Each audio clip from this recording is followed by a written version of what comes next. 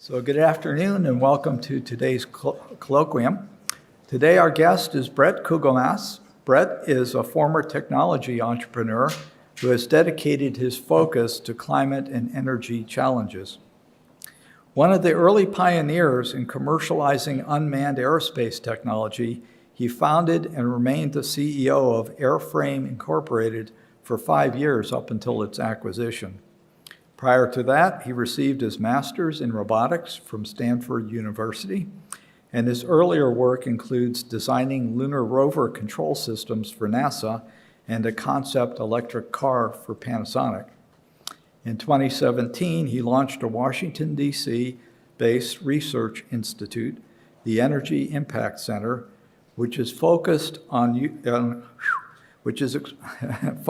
exploring the challenges and opportunities of nuclear power's role in deep decarbonization. Their work includes techno-economic analysis of energy technologies, hosting clean tech prize competitions, and publishing audio interviews with hundreds of experts under the Titans of Nuclear brand. So with that, let's welcome Bret to the lab.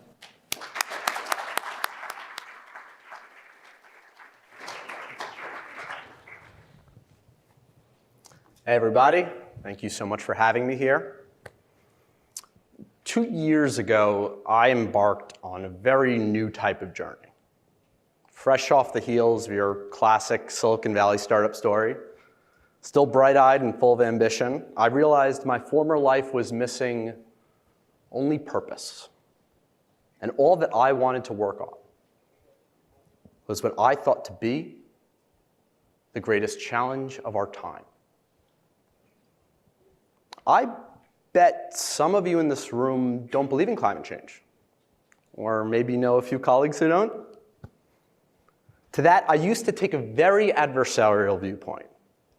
I was combative, dismissive, so ready to call the other side idiotic.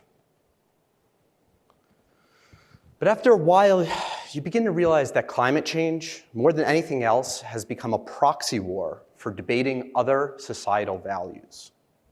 Who deserves our help? How do we spend money? Which team am I on? Studies show that 1 billion people will be displaced in the coming decades. But is that really much different than today, where we already ignored that many who lack fresh water? Our rhetoric implies this debate is over science, black and white. But it's very easy to pick which aspects of science support your argument. And both sides, both advocates and deniers, seem to just work backwards to characterize the problem such that the only remaining solution is one that supports their worldview. A couple weeks ago, I published my first op-ed, where I spelled out the case for negative emissions technology powered by nuclear energy. And to my surprise, the fiercest opponents were other climate advocates. Now, I was the one being called idiotic. It is very easy to agree with the mantra of your tribe. But no matter how right you think you are, there is great virtue in willing to be skeptical, open-minded, consider arguments that you wouldn't normally agree with. 2 years in, and I experienced firsthand that acquisition of knowledge is a very dangerous thing. The more you learn, the more questions it may bring. So today, I'm going to tell you something you might find unbelievable. What I'm going to tell you, I might be the first person to ever articulate. And what makes this story so tricky is that those who have the greatest ability to validate my claims have the greatest motivation to do the opposite. I am here today to talk to you about nuclear power. And I will explain that a nuclear meltdown, under any circumstance that you could possibly imagine, is totally harmless. That's right, I didn't say that nuclear power is safe. This is what the nuclear industry will tell you, that a reactor core is naturally very dangerous, and only they make it safe. Their position sounds more reasonable, right? And it would be easy to argue their position to any of us engineers. After all, we are the heroes in this story. But their position has never and will never win over the general public. And their position is complete and utter nonsense.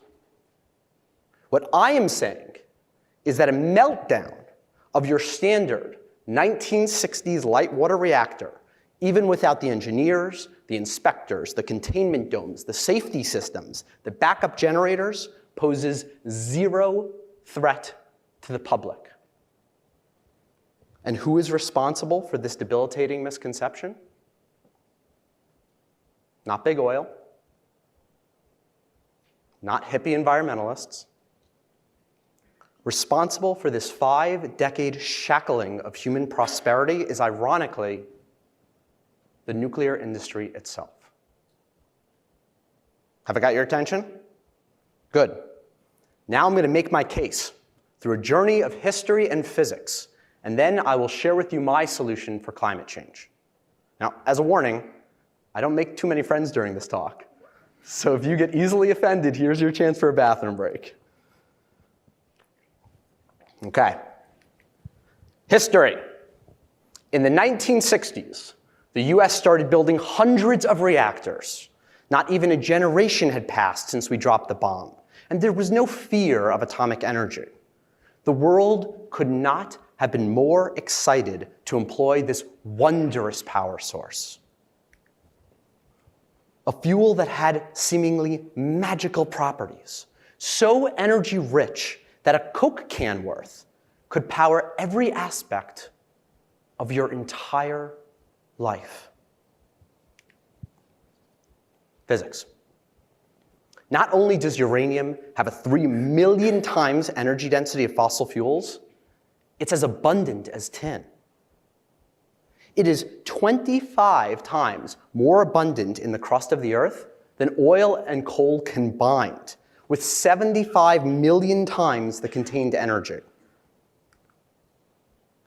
Even better, it doesn't require mining. It's dissolved as a salt in the ocean, just like table salt. One could pull from the entire crust of the Earth from a single point in the water. If uranium were to power 100% of today's worldwide energy needs, we'd have a 25 billion year supply. I probably don't need to mention to this crowd that's longer than the Earth is going to last. History. In the 1960s and 70s, we built over 100 reactors and had plans to build over 200. The United States was set to become a fully nuclear nation. By 1990, it would have been energy independent, perhaps in time to avoid a few wars. Our predecessors talked about too cheap to meter, and while that phrase is often ridiculed today, their optimism was warranted. With that energy density and abundance? So, what happened to this promising industry? Let's take a science detour first. Physics. How does a reactor even work?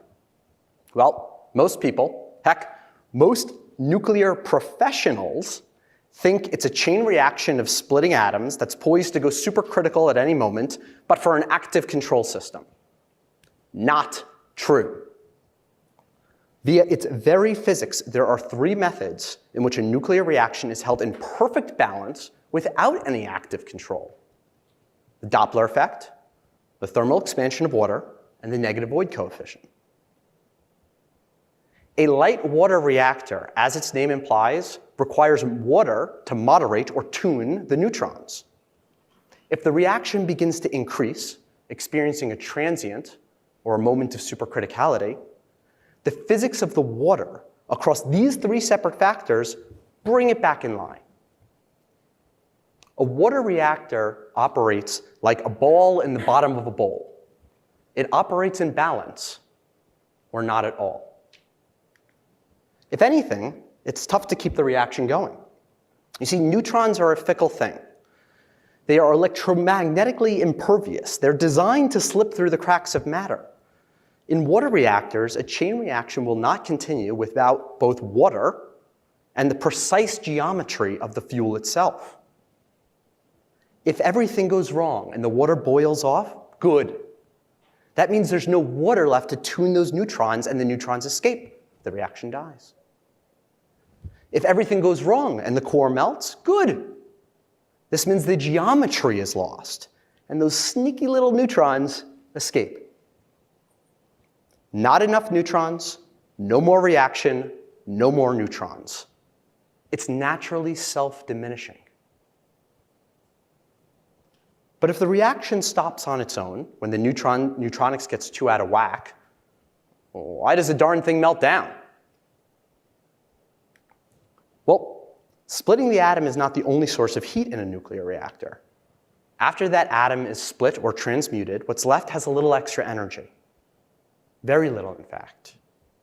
Within 1 second of that chain reaction dying, the reactor is at 6.5% power.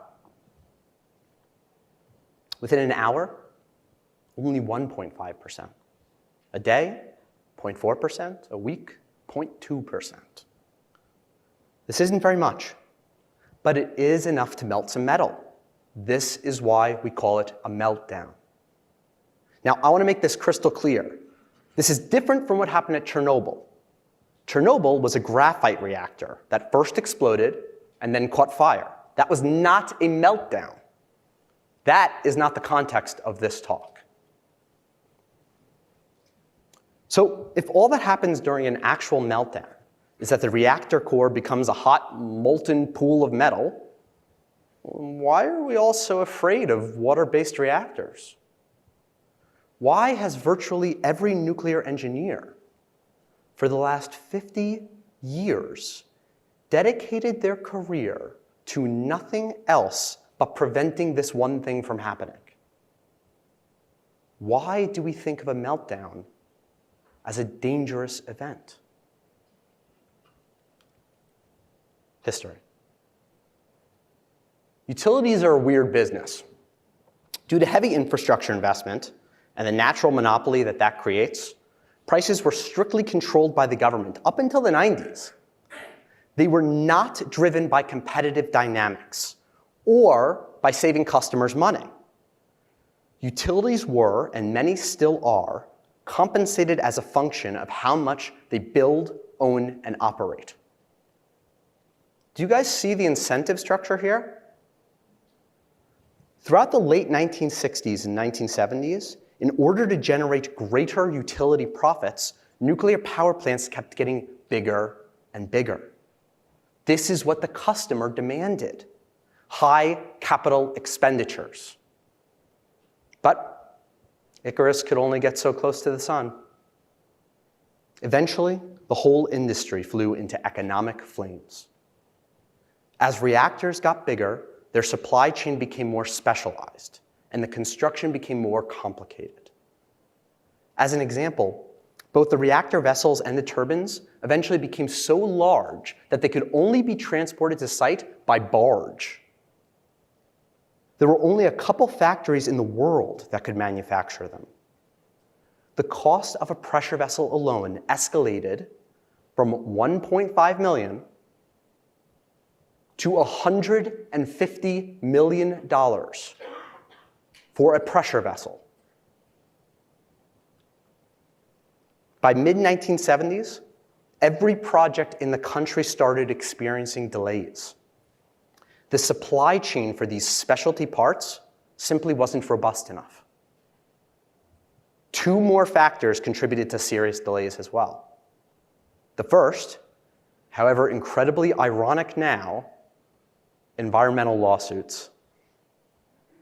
And the second, a brand new regulator with unlimited authority, which of course, upon inception, immediately rewrote the rules, even for projects halfway through construction. The average build time jumped from 4 to 12 years for virtually identical infrastructure. These delays extended the construction loan period, and while borrowing had never been so expensive. As a quirk of history, as all this was going on, interest rates shot up to 18% in this country. Unsurprisingly, projects ran severely over budget. The cost of the same nuclear power plant went from $400 million to $4 billion. Nuclear power, which had the promise to be the cheapest energy source ever known to mankind, had in the matter of just a few years become the most expensive infrastructure projects to ever exist. And all of this had absolutely nothing to do with splitting the atom. American utilities canceled all future orders at this point. Combustion Engineering, Babcock and Wilcox, Westinghouse, General Electric were toast. By 1978, before the words 3 Mile Island were ever known to the public, the nuclear development industry was already dead. Physics. Speaking of 3 Mile Island, let's get back to the physics of a meltdown. This theory that a meltdown is somehow dangerous to the public is predicated on the release of enough radioactive isotopes into the environment. Now, there is no doubt that a molten reactor core is very radioactive, but that's not all you need to be dangerous. To be a threat to human health, any toxin, chemical or nuclear, needs to have 3 characteristics. The first, it needs to be at a dangerous level of toxicity. Okay, that makes sense. The second, it needs to be able to move through the environment. And the third, it needs to be able to accumulate in human biology. Toxicity, movement, and accumulation. Missing one of those 3, there is no public hazard. If I were to sum up the chemicals in just the furniture of this room, it would possess a higher toxicity than anything inside a reactor. But we're not worried about these chemicals. How the heck would it get inside of us? Why, when it becomes waste, do we just toss it in a landfill? Because even normal landfills are designed to very inexpensively control the movement of waste pretty easily by just tossing some dirt on top of it. And if little bits do move over the years, that's fine. By definition, that prevents the accumulation piece because it takes a very long time. Quantity, rate, distance. These factors matter when defining a toxin's risk. When a reactor melts down, it releases over 100 different isotopes. Some with a lot of energy, but that lasts just mere moments. Some with a tiny bit of energy, but that lasts millions of years. But there are only 3 such isotopes that are in the Goldilocks zone of toxicity and movability. The real word is volatility, but for purposes of clarity, I'll use movability. Those 3 are cesium-137, strontium-90, and iodine-131. And of those 3, there's only one that can actually accumulate. Iodine-131. Now, what's so amazing about iodine-131 is that it just has an 8-day half-life, which means it's entirely gone within a couple of months. Not millions of years. The dangerous part is gone within 2 months. History. I told you those nuclear developers were toast, right? No, that's not exactly true. Westinghouse's business had two sides. One side developed power plants.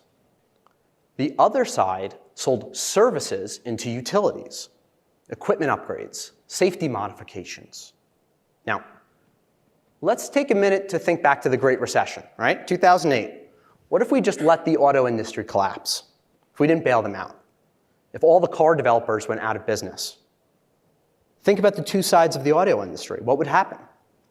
The auto repair shops that were still around with no industry pushback would have lobbied for regulations that grew their business. And before you knew it, you'd be pulling in for a full inspection every 100 hours of driving. After all, better safe than sorry. Back to reality. 1979, 3 Mile Island. An expensive piece of equipment broke in an empty room. Now, of course, there was media attention, playing off the recent China Syndrome movie. They sent reporters in for the hot scoop. But by now, remember, there was no nuclear developer industry left. There was no communications team they sent out to ridicule these reporters, no lawyers to sue them for effectively yelling fire in a crowded theater. No, the developers were long gone. What remained was the services industry. And the services industry did the opposite. They fed the fear. After all, their business was selling safety upgrades. Now imagine you're Jimmy Carter. As the hysteria grows, you call in the experts from both sides, the nuclear industry and those critical of the nuclear industry. And both sides are now telling you the exact same thing, that a meltdown is a catastrophe that must be avoided at any cost. Do we see where this all goes? Where for the next 50 years, both the nuclear services providers and the non-nuclear energy providers benefit from a public fearful of radiation. Regulators would respond to public concern by decreasing the tolerable thresholds of exposure by orders of magnitude. And after 50 years of brainwashing, it has become common understanding that a meltdown is the definition of catastrophe. Physics. Just to give you a sense of how crazy this has gotten worldwide, in Japan, you are only allowed 0.04 becquerels per centimeter cubed of iodine-131. Now, a becquerel is the disintegration of a single atom. The regulatory bodies imply a dangerous dose is 1/25th of an atom. The regulations for iodine-131, when levelized across rate and volume of exposure, are 5 billion times more strict than arsenic. Now, please allow me a moment to mention that vending machines, escalators, champagne bottles, and hot dogs each kill a dozen people a year. Iodine-131 maybe has killed a dozen people in all of human history, and it definitively saves millions every single year in medical procedures. Iodine-131, the isotope that we theorize induces thyroid cancer, is used to treat, anyone? Thyroid cancer. History. After the radiation standards were escalated, the industry got exactly what it wanted.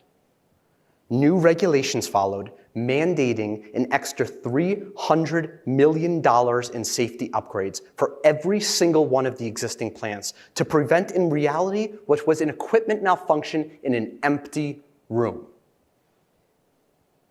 Riding on the success of 3 Mile Island upgrades, nuclear services had cemented a new business model. Take every opportunity to scare the public. Leverage the all-powerful regulator to sell ever more safety systems into existing assets. Mandate capital expenditures on the rates of the taxpayer.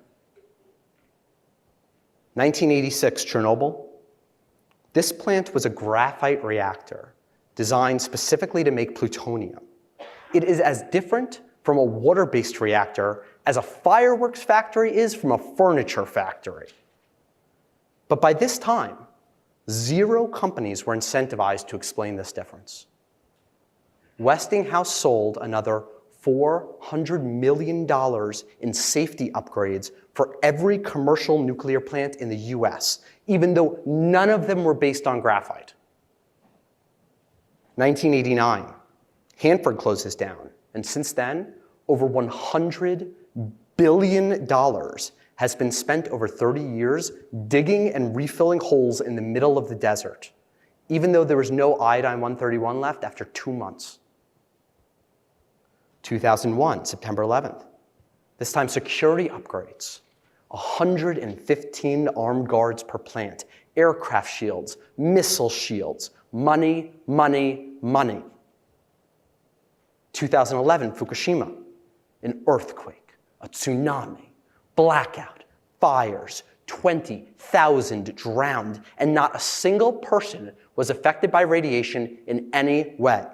And despite this, the Japanese government will spend $200 billion on cleanup costs. This was the new nuclear industry's biggest payday yet. Physics. At Fukushima, when a tsunami flooded the reactor building, it took out every single safety system. Can anyone wager a guess as to how much iodine-131 escaped? In the absolute worst case scenario, from 3 gigawatts worth of core meltdowns, 28 grams. 1 teaspoon. This is what the nuclear industry calls a catastrophe. This is what society believes is a catastrophe. 1 teaspoon of toxin being released. Every nuclear conference I go to, I offer $10,000 to the first person who can show me any plausible scenario where even a single member of the public could get hurt from a meltdown of a light water reactor. I've offered this to thousands of industry professionals, and that challenge still stands today. The result of the US nuclear industry perpetuating the myth that a nuclear meltdown is a disproportionate hazard is that we take disproportionate measures, and in doing so, we actually make it one. At Fukushima, where 0 people were ever at risk of radiation, the government killed 1,000 of their own in botched hospital evacuations. Then, they forced 100,000 more to abandon their homes for years, as they paid the nuclear services industry to clean their land. All because a teaspoon of radioactive iodine-131 was released. But this is the nuclear business model post-1970s. They do not sell electricity. What they sell is protection. What they sell is fear.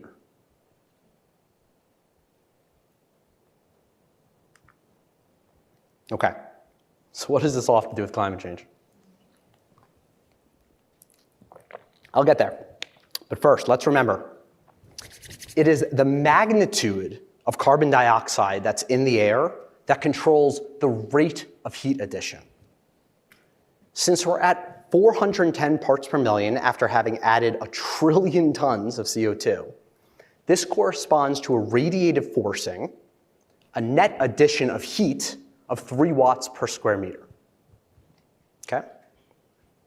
Now, every single manufactured item has a carbon footprint, including clean power. In manufacturing, we use materials, chemicals, and energy that at some point had to be derived from fossil fuels. On top of that, with some renewables such as solar, you literally have to burn coal to turn the silicon dioxide into the requisite purified silicon, and its direct product is carbon dioxide. All clean power increases the magnitude of carbon in the air. All clean power increases the rate of heat addition. If we were able to cease all emissions tomorrow, the Earth would not restore to pre-industrial magnitude of carbon for tens of thousands of years. It just doesn't sequester carbon that quickly. In the last 100 years, we've burned 100 million years worth of naturally sequestered carbon. The only possible solution is negative emissions technology, direct air capture of CO2. Anyone on team science who ignores this clearly isn't on team math. And now, if the implication of this wasn't challenging enough, it gets worse. Since negative emissions technology will require energy, and all energy has a carbon footprint, being low carbon isn't good enough. The energy source that you employ has to be so ridiculously low carbon that it can not only extract 1 trillion tons of CO2 from the air, but also account for its own compounding carbon debt while doing so. Now, this brings us to nuclear. Remember that Coke can that we started off with? Well, considering that any system's carbon footprint is a function of material consumption, nuclear, being orders of magnitude more energy dense than any other option, is the only energy source whose footprint is below the carbon threshold required to power the capture of carbon in a negative manner. Nuclear power is not part of the solution. If you care about math, nuclear is the solution. But let's also be realistic. We need about twice as much energy as is globally produced today to pull that much carbon from the air. Who's going to pay for that? And should we even bother? Why is climate change bad? Warm here, cold there, who cares? It would be great to care quite as deeply for nature, but at the end of the day, I'm on team human. And we have 2 billion teammates who are going to suffer from any sudden changes to precipitation. That's why it's bad. 2 billion people who simply do not have the tools, capital, or know-how to adapt agricultural practices fast enough. For God's sakes, they're not even planting crops in rows yet. So we have to ask, do we spend tens of trillions of dollars tackling emissions and maybe not even solve the problem in time? While all that money could have gone to growing the economy and making the poor less vulnerable? Is it possible that in trying to solve climate change, we could actually make the practical consequences worse? I don't have the answer, but this is the conversation that we need to have. We need to have a clear-eyed assessment of how bad things will be if we don't do anything, but acknowledge how bad things could be relatively if we don't do the right things. Or, there's a third approach worth considering. Why don't we try a little bit of convex optimization? Let's set the bounding conditions of our problem as a win-win and see if there's a solution that emerges. Bounding condition 1, energy needs to be cheaper than ever. Bounding condition number 2, we don't tax the economy or force anyone to change their lifestyle. Bounding condition number 3, we do all of this while removing carbon from the air. Any solutions come to mind? It took me almost 2 years to derive one. We must make carbon-negative fuels that are cheaper than carbon-positive fuels. It is the perfect alignment of short-term individual interests and long-term global preservation. The faster we consume, the faster we solve the problem. How do we do this? Well, if we can produce nuclear heat 3 times cheaper than fossil fuel heat, we can cost-effectively pull carbon from the air, recombine it into synthetic fuels, some of which get burned in a net neutral manner, but then some of which get permanently sequestered as the products that those fuels go into and the building materials. And the system is on net carbon negative. Cheaper than ever before, incredibly inefficient from a heat perspective, but who cares? It can be applied globally, instantly, without forcing changes to infrastructure or way of life. And the only thing that we have to do to make nuclear that cheap is undo the regulatory shackles that the industry self-imposed 50 years ago.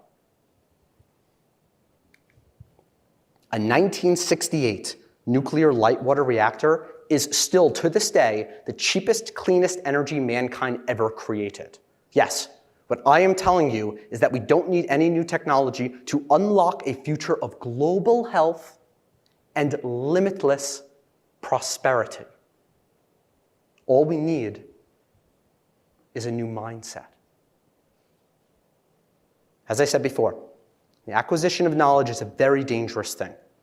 The more you learn, the more questions it will bring. But if we embrace the challenge and persist through, there is nothing beyond our grasp. There is nothing we can't do. Thank you.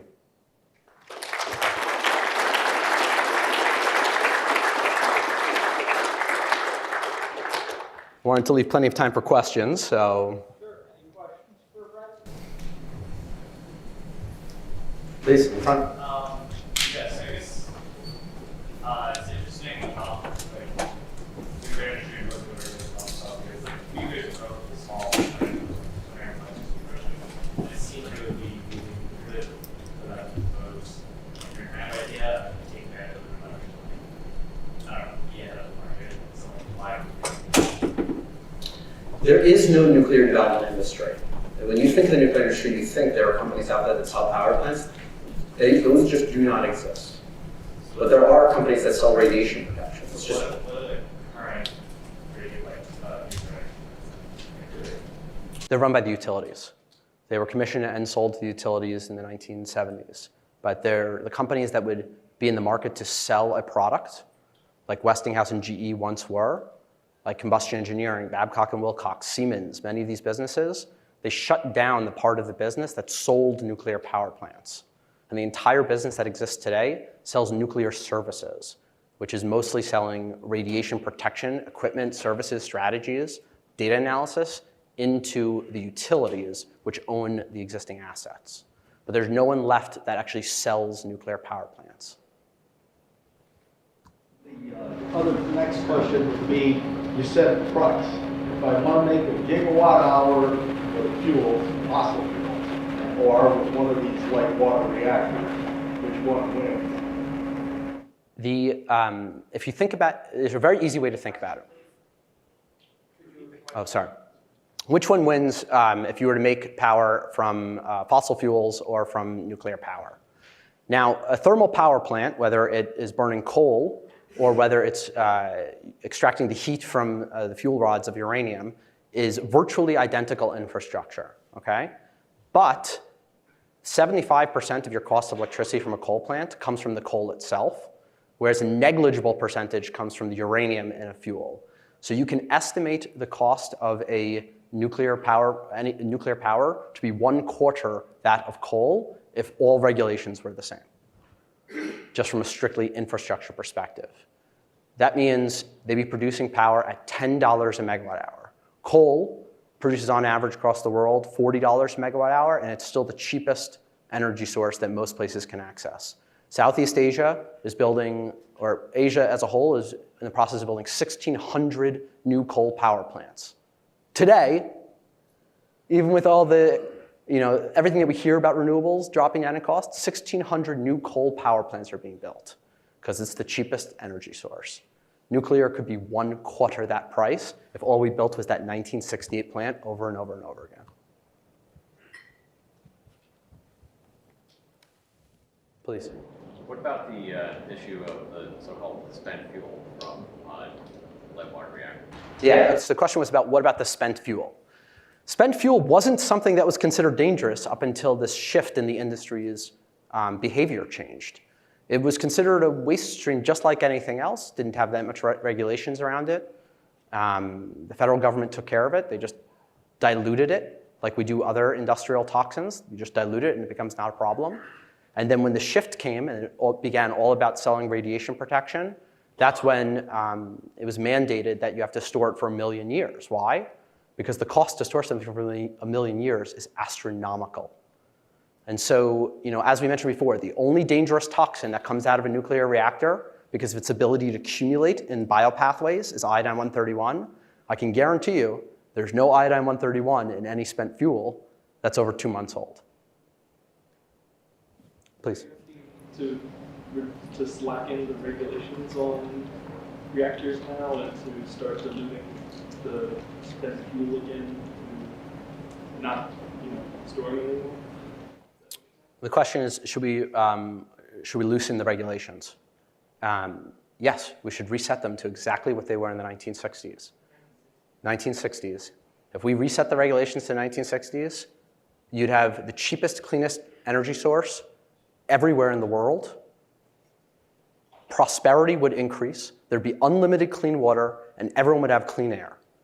And all we have to do is build exactly what we built back then and set the regulations for that. By the way, those plants, there's 26 of them from the 1960s that are still running today.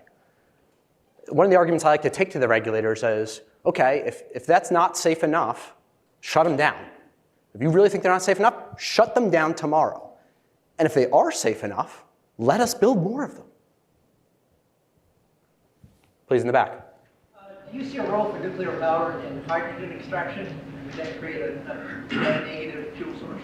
Yes. The question was, do you see a role of nuclear power in hydrogen production? 100%. I think that is one of the greatest future use cases. Hydrogen is an amazing medium to transport chemical energy. I think it's going to be the future of powering planes and ships and cars. Its byproduct is water.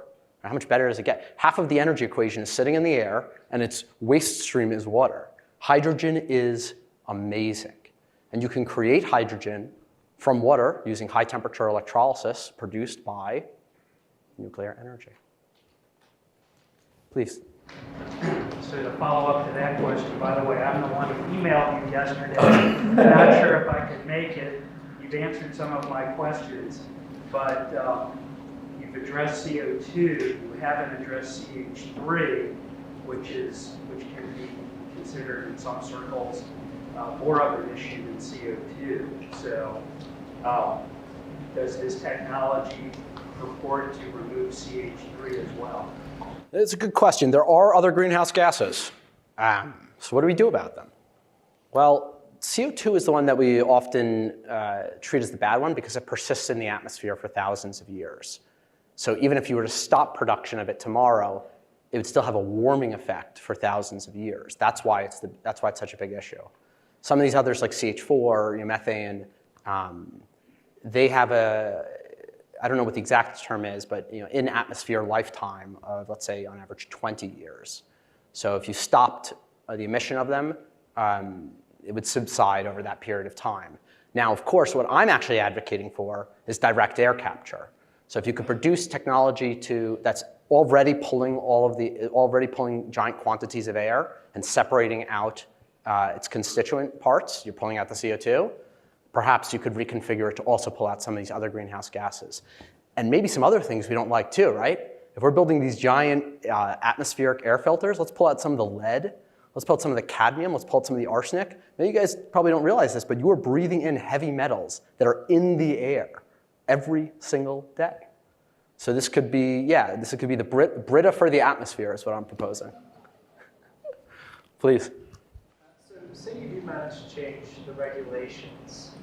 What's to say that, you also said that part of the downfall of the nuclear development industry was brittle supply chains and overly specialized complex parts. So what's to say that those same economic forces wouldn't rearise? Great question. The question was if what tanked the nuclear industry to begin with was custom supply chains and economic and how markets were designed, what's to say that wouldn't happen again? Well, one thing happened in the 1990s in the US at least, which was, it's termed deregulation, but it's really setting up wholesale and retail markets in the electricity sector, where the retail markets can be competitive, where you can actually have one power plant competing against another power plant. Those forces didn't exist in the 1960s and 70s when they started escalating in size. What I imagine will happen if the market is set up correctly to value cheap energy, which I think that's what we all want, right? The natural result of that would be smaller nuclear power plants that comply with existing supply chain. So the high end of your nuclear power plant would be based on whether you could procure a pressure vessel for $1 million instead of $150 million. And that's how the power plants would be right-sized. What's the minimum size? A house, parcels, or maybe an island? The question is, how small can one of these nuclear power plants be? Well, I mean, it's pretty amazing. NASA's working on one that's, I think, like a megawatt sized for space exploration. You know, if you're gonna put a base on Mars or the Moon, it's going to be a nuclear power plant. I can pretty much guarantee it. And so you can make them a megawatt scale. You can make, you know, there's one in Oak Ridge right now that is the size of that podium and produces 80 megawatts thermal energy. Can you guys imagine? I mean, think of a wind turbine that produces, you know, 2 megawatts, you know, electric, and how big it is, how much material it is, how much construction went into it, setting it up, the crews, the roads, the fields that you need to encounter. And now imagine something that this size, sitting in a pool of water, can produce 80 megawatts? I think we're going to see a lot of those. I think that's probably the right size. Please, in the front. What role do you see later generation reactors, say, pebble beds or molten salt that came into existence after the world was Yeah. Question, what role do you see for other types of nuclear technologies, such as pebble bed, which is a graphite reactor? There's also molten salts out there. There's reactors that are based on lead, so the neutrons aren't moderated as much. What's interesting is in the 50s at Idaho National Labs, they built about 53, I think is the number, of these different type of reactors. And throughout the 60s, when there's more of a marketplace for innovation in the nuclear sector, I think there were something like 24 private companies. General Atomics got in the game, Siemens, that were experimenting with all these different types of reactors. There has been a lot of hype as to different nuclear technologies because of scientists not fully understanding, you know, what hurt the nuclear industry to begin with. And so they're hoping for a miracle. They think one of these new technologies, if we just built it, if we just designed it, people would think that it's safe, and therefore we could, you know, scale these up. But that is not what has hurt the nuclear industry. What has hurt the nuclear industry are these self-imposed regulations. Water is an incredible medium to transfer heat. Incredible.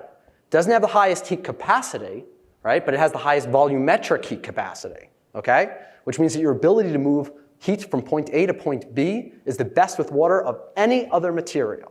Water is amazing. This is why coal plants, which haven't been shackled by these regulations, still use water to move heat around. So, you know, I think that there's probably other niche applications for some of these different reactor types, but for power production or for heat production, water, water, water, water, water, water, water is the best. What else we got?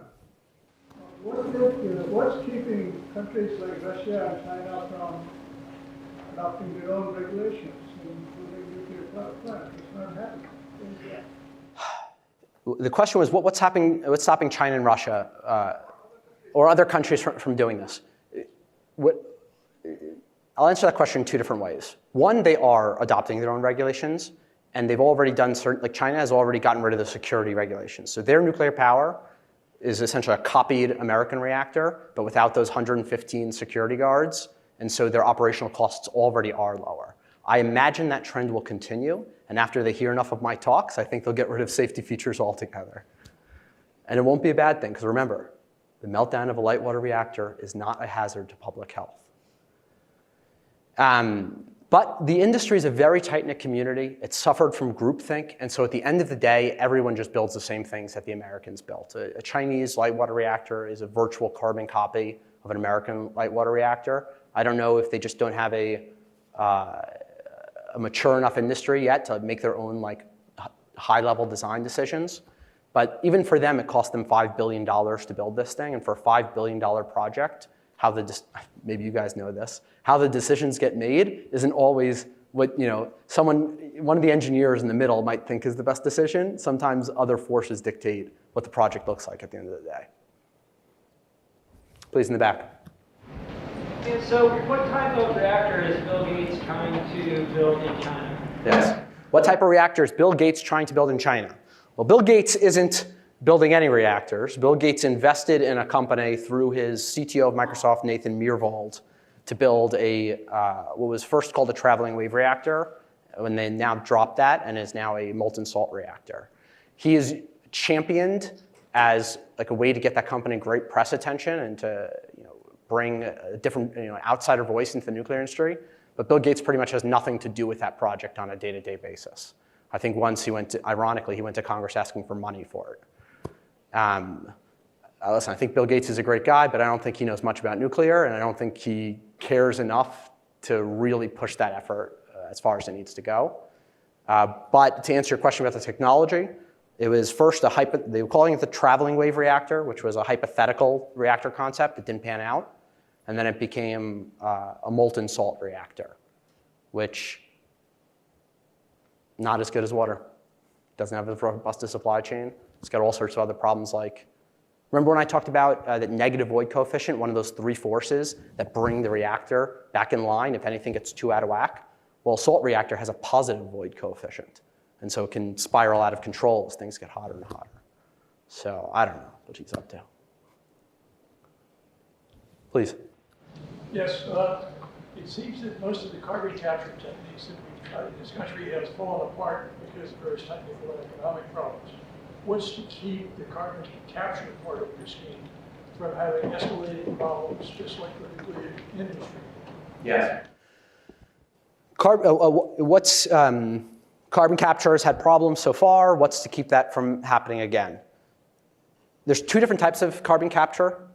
One type of carbon capture is the capture that you'll essentially hook on to an existing fossil facility where the concentration of CO2 is much higher. I think what's kept that one from progressing so far is the fact that it really hurts the economics of the coal power plant, and so there hasn't, the industry isn't really excited about that. Imagine if on the exhaust pipe of your car you were to shove some rags in it. Think of how the performance of your engine would change. That's what these capture systems are for that. The technologies that I'm most excited about are direct air capture, right? Because you don't have to even negotiate with a coal plant. You can just put them anywhere and start filtering the air from anywhere. These have been demonstrated in the commercial sector with companies like Carbon Engineering and Global Thermostat, and they've been demonstrated and actually were pioneered by your guys' biggest benefactor, the Navy. So the Navy tested this technology a long time ago to produce jet fuel on their ships. And so I'm actually imagining the exact scenario that has already been developed. A nuclear-powered power plant using direct air capture to create fuel. And was already done by the Navy, just commercially scaled up.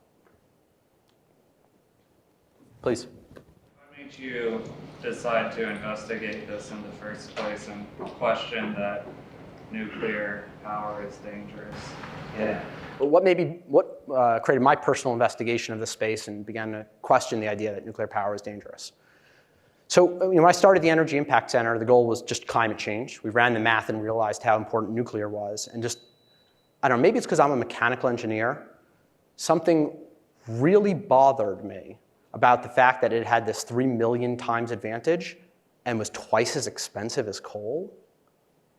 Like, I just knew something was wrong. And everyone that I asked kept giving me these bogus answers. Oh, public perception. I'm like, okay, there's plenty of other industries that suffer from negative public perception and can still thrive. The chemical industry, the textile industry, the weapons industry, right? It is possible to deal with negative public perception and still be a growing business. So I just couldn't let it go. I ended up, before I developed this thesis, I completed 865 interviews in the first year of running the center across policy, industry, economics, regulatory, technology experts. And it really took 865 to realize that the nuclear industry was its own worst enemy. I know some people are leaving now. Are we wrapping up on time, or do we still have time for a few more questions? Okay, great. Yeah, please.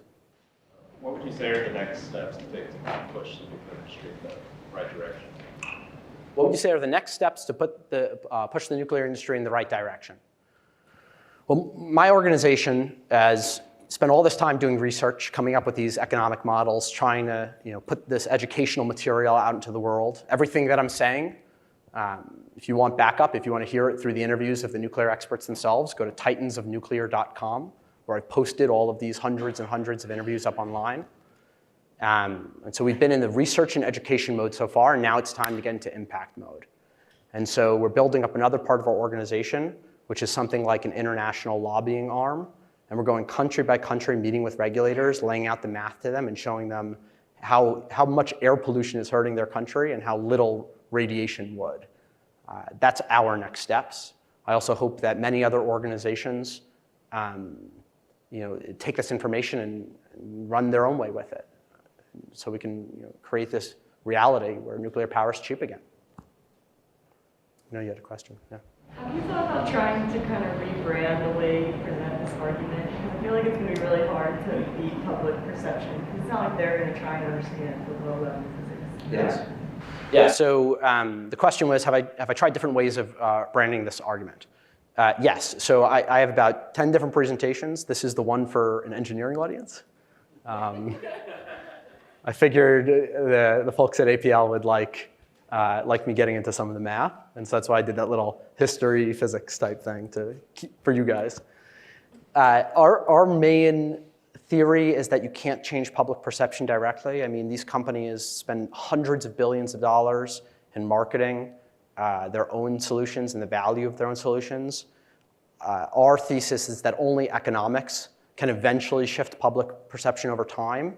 And so our goal is to find a safe space for nuclear development somewhere in the world, show that it can be built extremely cost effectively, have that become a domino effect for one country after another that wants clean air, clean water, and abundant power. And then eventually it'll come all the way back to the US. Some rule changes will be made, and maybe 20, 30 years from now, when people have field trips to the local nuclear power plant, they'll begin to love it again. Please. Given the perception of nuclear, could you speak to France and how the majority of their energy production is nuclear? Yeah. So do they just buy into your thesis? Yes. The question was, given the public perception challenges in nuclear, what did France do that they were able to produce 80% of their power from nuclear energy? France is a small country that got hit hard in the oil embargo crisis and just and by the way, France also has a bunch of really talented engineers that come out of their education program. And so they made a very swift decision to just build a fleet of nuclear reactors for energy security purposes. They built the exact same one, essentially, over and over and over again throughout the country. It was extremely cost effective. France probably has the cheapest energy of any country on planet Earth. And it's just been a huge, huge success. Now, I'll tell you what has changed that's a little bit sad. They used to do those school bus tours to the local nuclear power plant, and they stopped that about 20 years ago. And polling shows when they stopped sending the school children to the nuclear power plant, that the public perception has started getting worse and worse for nuclear power. So it's an active effort. If you want to promote your industry, your technology, it requires continuous work, continuous education, continuous marketing that never ends, and you can never let up. So that's a good lesson learned for the rest of the world. One more question. I understand where you're coming from here, basically revving up kind of the nuclear development industry. Do you see in this future of nuclear heavy energy production any space for other or renewable sources of energy as well, or kind of just like building up energy resilience, or what do you see as do you see any sort of other puzzle pieces fitting in there? Yeah. The question was, what do you see for other energy technology sources in this future? I mean, I think from the mathematics of it alone, it's going to be just overwhelmingly nuclear. Of course, there will be niche applications where solar panels make more sense. Maybe niche applications where wind makes more sense. But the three main components to the system that I imagine is going to be direct air capture technology, nuclear, and then synthetic or hydrogen fuel creation. Those are going to be the three key technologies that enable rapid dissemination of every type of energy source that we'll ever need. Okay. I'm sure Bret would be happy to hang around and answer more questions. Let's thank him. Thank you, guys.